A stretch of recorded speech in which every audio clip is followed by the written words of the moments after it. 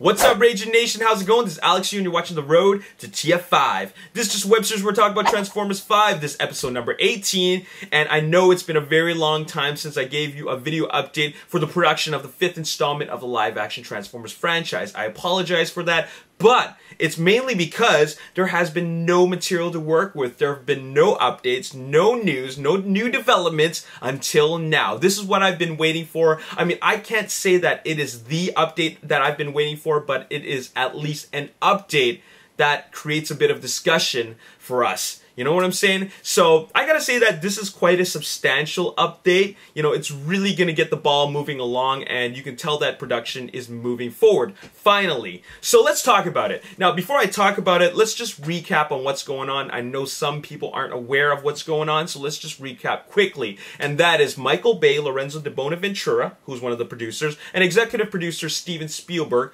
along with, I'd say, Hasbro CEO got Brian Goldner, want to create a cinematic, what is this? A cinematic universe. Just like how Marvel has created a cinematic universe with, of course, the Marvel Cinematic Universe, the Avengers, Iron Man, all that, as well as Disney, Lucasfilm, who have created the Star Wars Cinematic Universe, and Warner Brothers, who have created the DC Cinematic Universe, and Sony, who wants to apparently create a cinematic universe out of Ghostbusters and Men in Black and 21 Jump Street crossing over, which is completely, yeah, anyways.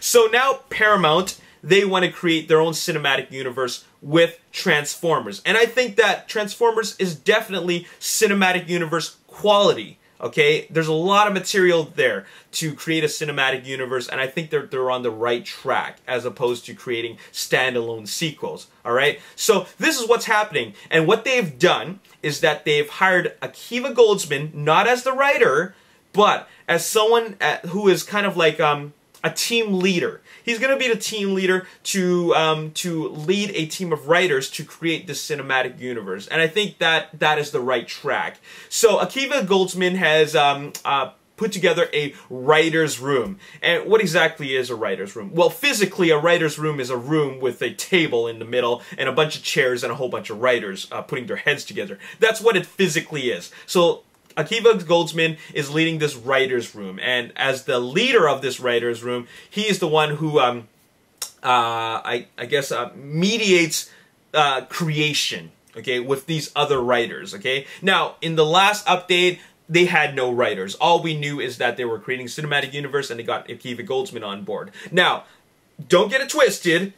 This writer, Akiva Goldsman, is not going to be the writer for the Transformers Cinematic Universe, okay? Akiva Goldsman is a great writer. I love a lot of his work. I think he's put together a lot of, he's wrote a lot of great films. But he's not the writer, okay? So don't get that mixed up, okay? So he's just a leader, and now we finally have our writers. Okay, this is the big update. We have our writers for this writer room, okay? And I'm going to name them for you as per Deadline. That is the website where this news came from. We have the creator of The Walking Dead, that is Robert Kirkman. We also have Iron Man writers, Art Markham and Matt Holloway. We also have Zach Penn, who wrote The Incredible Hulk, and also Jeff Pinkner, who wrote The Amazing Spider-Man 2. Okay? Now, you see something in common here? All these are based off of comic books. The Walking Dead is based off of comic book. The Incredible Hulk, The Amazing Spider-Man 2, of course, Iron Man, all based off of Marvel comic books. Okay? And Transformers is a very, very comic book style film. Alright? So, in that sense, I think they're going on the right track with these writers. Now, as for these writers, obviously Walking Dead, great TV series, a lot of fans. Robert Kirkman is, you know, a great piece of talent for this job. After all, he's been writing stories that have spanned over a number of seasons. So because of that, I think he has the talent and skills and the creative mind to really create a story that flows throughout several episodes, or rather sequels, if you will. Okay? Now, Art Markham and Matt Holloway, all right? Iron Man writers, okay? Now, if you look at the bigger picture of Iron Man, it's a very character-driven story. This is what we need in the Transformers cinematic universe. It's something that we're lacking.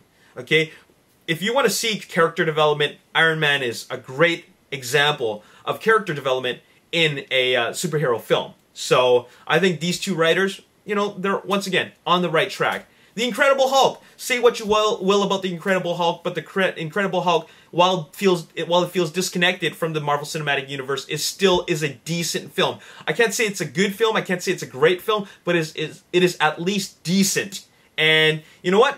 Zach Penn, writer of the Incredible Hulk, I think that we do have someone who knows what they're doing. All right. And the same goes for Jeff Pinkner.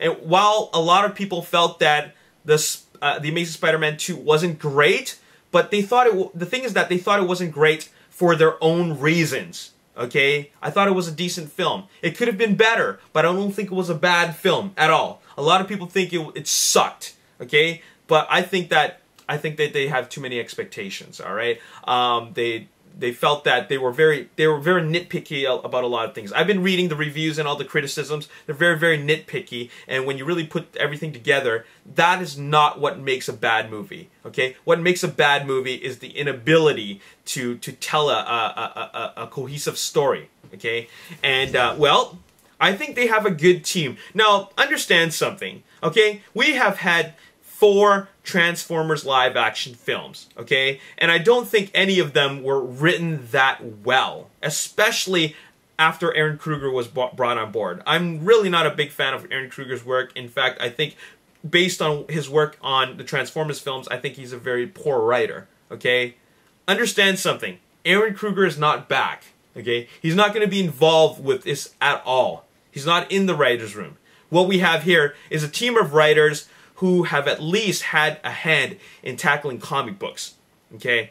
So, you put them together, you have a team led by Akiva Goldsman, which is a highly respected writer, and on top of that, every one of these writers specializes in their own unique style. They have their own unique style. You put them together, and also, you tell them that we need to write stories that are completely connected, okay? You know what this tells me? This tells me that Akiva Goldsman is really Paramount and Hasbro's low-budget, I guess, poor man's Kevin Feige, if you will, okay? I mean, if you're going to call him anything, he is their low-budget Kevin Feige. Because he's really there just to make sure that they have a cohesive story. He has the know-how and the experience to question the writers about every single aspect of the storytelling of the Transformers story in its entirety as a cinematic universe. For example, if one of the writers write out their story, then he'll ask something like well, how's that going to work if this is not connected with that? Like he will constantly be on them like a hawk and really oversee this the writing process. So that's good. It's good that we have a guy like Akiva Goldsman, overseeing this project. It's mainly because if you have all these writers working separately, okay, it's not going to work. Okay, the story is just going to feel very disconnected, and that's going to create a problem. You won't have a cinematic universe. Okay, you won't have a connected cinematic universe, which is something that I feel that Warner Brothers might suffer later on if they don't get their act together. But anyways, that's a whole other story. I'm not even going to get into that. But we have something going on. Now, let me explain this to you all in English, okay? All right, we have 5 writers for 4 films, okay? 2 of which are going to be working together, okay? Writer 1, Writer 2, Writer 3, Writer 4. I'm not even going to put the names on them. I'm going to explain this in the most simplest terms, okay? Writer 1 works on Transformers 5, which comes out in 2017. All right. Writer 2 works on Transformers spin-off. Okay. I'm talking about following the Star Wars business model. Works on the Star Wars spin-off, or I mean the Transformers spin-off, which comes out in 2018. 2 years later, after Transformers 5, we have writer number 3 working on Transformers 6. Okay, or rather another spin-off. Okay. And then afterwards, 1 year later after that, we have writer 4 working on Transformers 6, which could possibly end the series or expand it even more. That's what is essentially going on in English, in the most simplest form. That's all this pretty much is happening. That's all that pretty much is happening with regards to this writer's room. But at least we have our writers, so you know who they are, and you know what they're responsible for in terms of creativity, and now you know that we have some good talent on board, okay? And there you have it. That's really what is going on. Now, what's going on with Michael Bay? Well, Michael Bay is in another part of the world working on 13 Hours. Okay, he's really not that involved with the creative process at the moment, so that tells us something. Okay, that tells us that there's a 50% chance he's going to be back to direct, and also another thing is that another great thing is that Aaron Kruger is not coming back, and I'm glad. I'm very, very glad. So there you have it. That's all I gotta say in this video. What do you guys think about that? All I'm excited about is the fact that we're actually seeing some developments, okay? Now, if you follow the timeline of the production of the previous 3 films, okay, they really don't start announcing anything major until, excuse me, until September, October of this year, okay? So that's about, I don't know, June, July, August, 3 to 4 months from now. So be patient, and we're going to get some big announcements later on. Make sure you stay subscribed to this channel, because all the major updates for Transformers 5 and anything having to do with the production of the Transformers Cinematic Universe will be seen right here. We're going to talk about it. This is your #1 spot for all your Transformers live action film news. Okay, right? As always, if you enjoyed this video, hit the like button, subscribe to the YouTube channel, like me on Facebook, The Ragin Nation. Also follow me on Twitter at Ragin Nation. My name's Alex Yu. Thanks for watching. I'll see you next time. Peace. They're done filming. They'll be ready to work on, or rather, Michael Bay will be ready to work on Transformers